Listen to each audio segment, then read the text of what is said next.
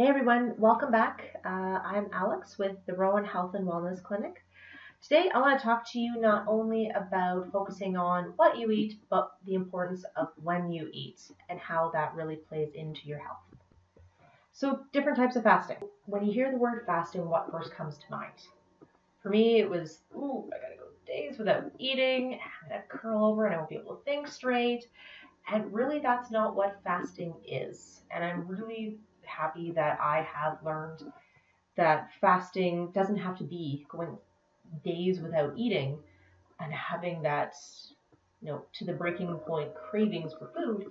It can be just about the timing, per se, of when you eat. There are different types that are out there. Today, we're going to focus on the time restriction. So some people will do every other day. They'll eat one day and then go an entire day without eating, although drinking is completely encouraged throughout this time. Modified, so sometimes they'll look at cutting back your intake for a day and then eating normally the next day. So it's a matter of decreasing how much you eat, not so much the timing around it. And then there is only kind of eating for a window of time, and then going longer periods of time in between when you eat. Then there's religious fasting. So things like Ramadan, a lot of Christian faiths will have stretches of fasting as well related to prayer. So that's not so much what we're going to be talking about today, but that has been known as a form of fasting. So what are the effects of intermittent fasting? So these are right out of the evidence. So these are tested. The first one, which probably doesn't come to a lot of surprise, but weight and fat loss is a big one. It's shown to improve biomarkers of disease. So things like heart disease, metabolic syndrome, cholesterol, all of that. It's shown to have better outcomes with those. It reduces oxidative stress and inflammation. So again, we've talked about how inflammation drives a lot of the conditions that we have going on in our body, and we try to do as much as we can to reduce the excess inflammation that's going on. It actually improves your learning and memory function when you're actively participating in fasting. It improves asthma-related symptoms such as exercise-induced. Again, probably going back to that inflammation piece. It improves your insulin sensitivity and decreases your risk to diabetes. Or if you already are diabetic, it improves your body's ability to still, if you have any insulin, it still improves your cell's ability to recognize it and to use it. It decreases your total cholesterol, which then also leads to a better cardiovascular outcomes. Decreases breast cancer risk in women, which is actually very interesting, as well as there's protective benefits of fasting on neurons. So things that slow brain function as life goes on. So again, that potential Alzheimer's connection there too. Sleeping and eating. A big thing why it's important to keep in mind when you're eating and where that fits in that circadian rhythm. So your body's natural rhythm for the day has kind of this ideal time for you to be eating and for your body to be resting and recouping from eating. So eating at normal intervals throughout the day, for humans that's daytime hours. What goes on at night with your body through that circadian rhythm? If you eat too close to it and interrupt that natural rhythm, it will actually impair and impede your sleep. So at one point we chat about how important sleep is for your body to rest, repair, and recoup and recharge. If it's being interrupted because it's trying to digest that sandwich you ate right before dinner or right before you went to bed, this could be a piece of how we can improve your sleep as well. But things that happen when you eat at night, because where your body's at with this rhythm, it leads to increased insulin resistance. So your body doesn't use insulin as well at night because it's not supposed to be digesting any food. So that's not what the insulin's being used for at that time, which then leads to an increased risk of diabetes. So nighttime snacking, diabetes, obesity, diabetes, cardiovascular disease. And again, anything that interrupts our body's natural process does put us at risk for cancers.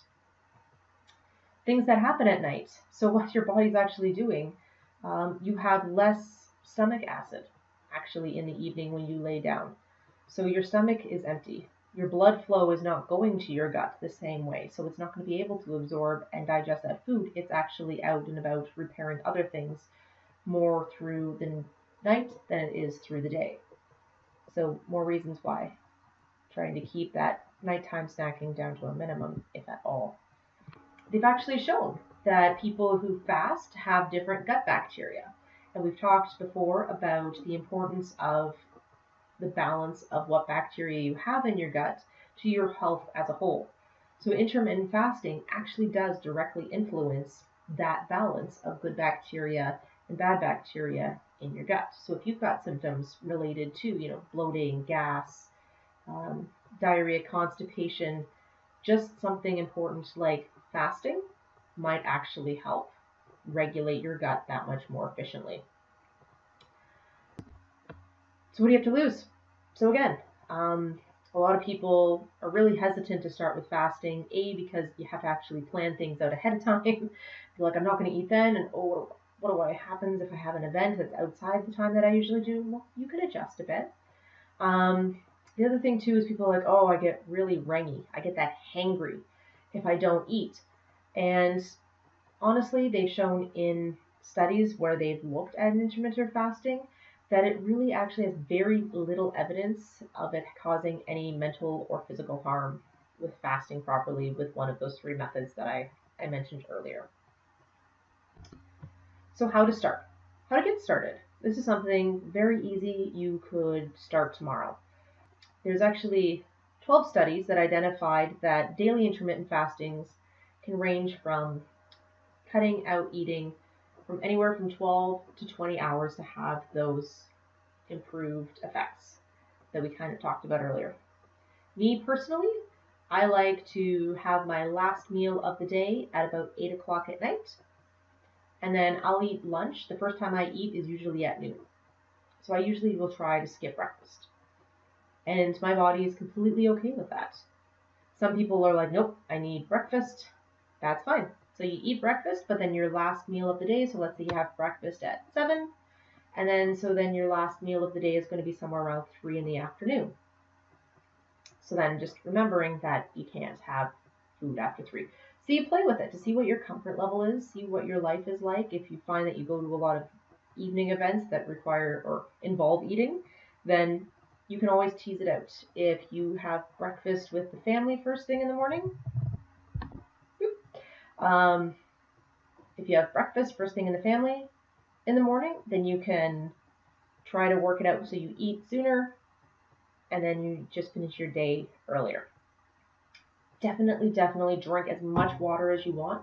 You should be getting about 3 liters a day anyways, and if you're exercising, even more. So you definitely want to be drinking. You can add things like lemon, raspberry mints, whatever you need to get a little bit of flavor maybe with it, as long as you're not eating the raspberries as you're drinking outside of that window. But definitely drink as much water as you can. That will help give you that sense of fullness at times. Black coffee and green tea are also great. Just again, keep in mind of how close you're having that to the time you're laying down to sleep at night. If you start getting hungry or dizzy, you can actually have a tablespoon of coconut oil.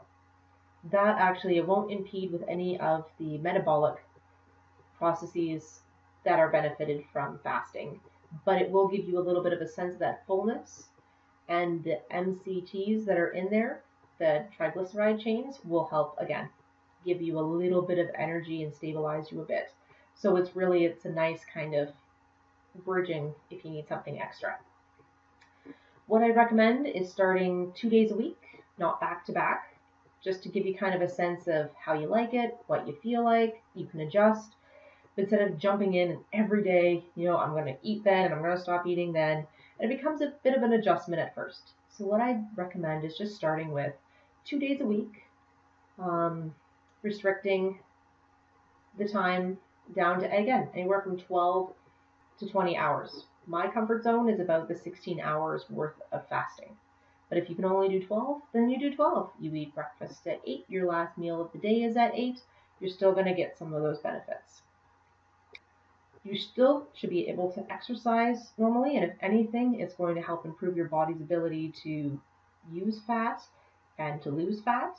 While you're exercising, it shouldn't influence your energy levels at all, so you should be able to still exercise as you would any other time.